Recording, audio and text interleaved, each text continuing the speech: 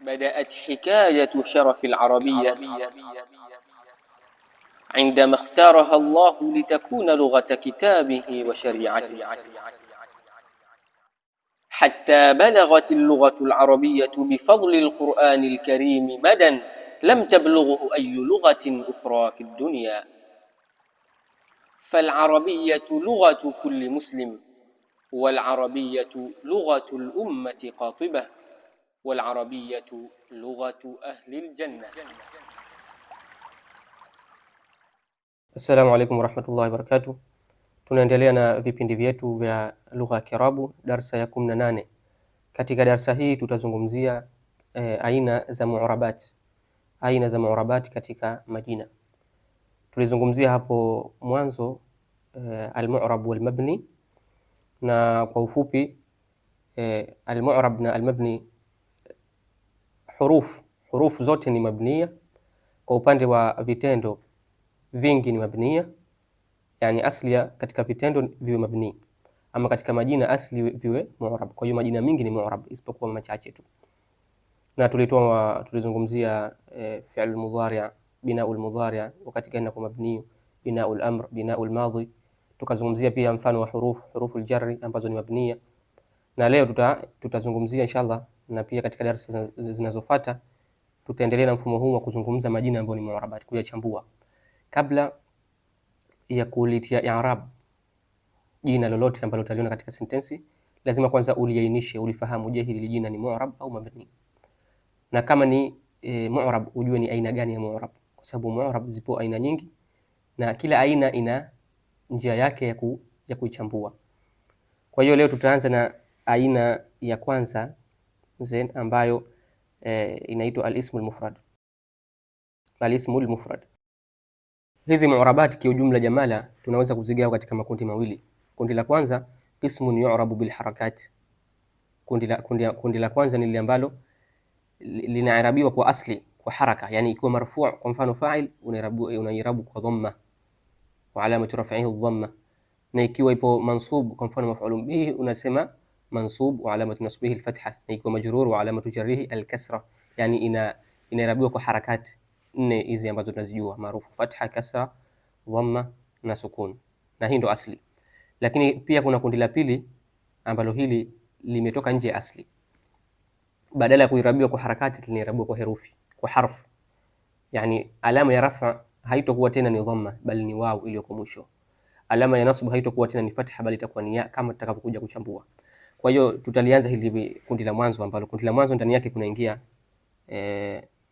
majina matatu: al-ismul mufrad, jam'u taksir na jam'u al-muannath as-salim. Naam, kwa hiyo al-ismul mufrad ambayo tutaizungumzia leo, al-ism manake ni jina, mufrad manake ni la umoja, manake ni jina ambalo linajulisha mmoja au kitu kimoja. Kwa mfano tunaposema rajul au imraa, rajul manake ni mwanaume mmoja, imraa mwanamke mmoja, masjid ni msikiti mmoja, madrasa ni chuo au madrasa moja.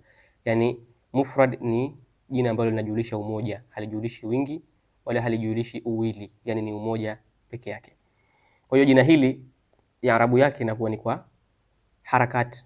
Ikiwa na rafa unasema dhamma, unaitia dhamma mwisho. Ikiwa na nasb unaitia fatha, na ikiwa na jar unaitia kasra. Ama kwa upande wa jazm ambayo alama yake ni sukun, hii haingii katika mu'arabat ambazo ni majina, kwa sababu majina haingii jazm. Kwa hiyo hii itaingia katika mu'arabat ambazo tushazizungumzia kabla, ambayo ni fi'l mudhari'.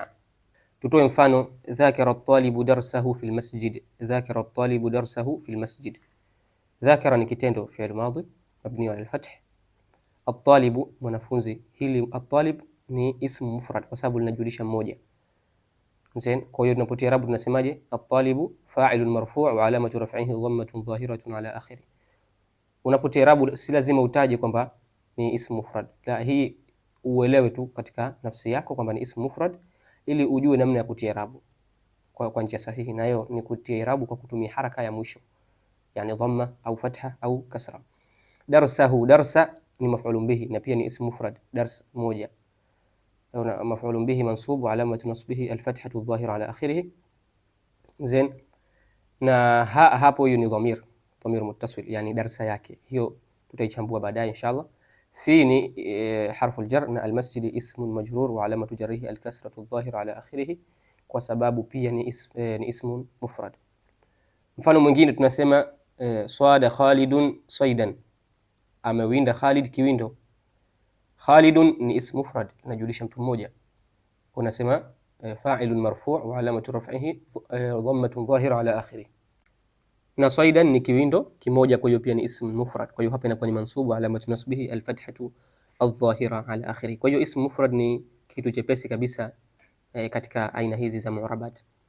Na hukumu ya jina hili ambalo ni ism mufrad katika ahkam zake za matamshi, endapo halitounganika na kitu chochote likawa peke yake, halitounganika na alif wal lam mwanzo wake, yani halitokuwa maarifa, na pia halitounganika na dhamiri mwisho wake, basi linakuwa ni munawwan, linaingizwa tanwini. Zain, kwa mfano Khalidun, tulivyotoa mfano Khalidun. Zain, kwa mfano mwingine Swaidan, unatia tanwini. Lakini endapo litakuwa na alif wal lam inakuwa haliingii tanwini. Kwa mfano at-talibu al-masjidi, huwezi kusema at-talibun au al-masjidin, ni kosa.